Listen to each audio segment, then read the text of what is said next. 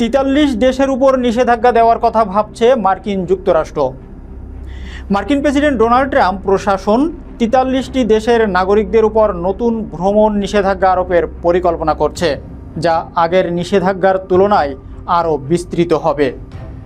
New York টাইমসের প্রতিবেদনে বলা হয়েছে, কূটনৈতিক ও নিরাপত্তা কর্মকর্তারা দেশগুলোকে লাল, কমলা ও হলুদ ক্যাটাগরিতে ভাগ করে খসড়া তালিকা প্রস্তুত করেছেন। প্রথম পর্যায়ে 11টি দেশে আফগানিস্তান, ইরান, লিবিয়া, উত্তর কোরিয়া, সিরিয়া ও ইয়েমেন সহ কয়েকটি দেশ রয়েছে যাদের নাগরিকদের ভিসা পুরোপুরি বাতিল হতে পারে। দ্বিতীয় ধাপের দেশগুলোর নাগরিকদের উপর আংশিক নিষেধাজ্ঞা দেওয়া হবে, যা পর্যটন, শিক্ষার্থী, অভিবাসন ভিসায় প্রভাব ফেলবে।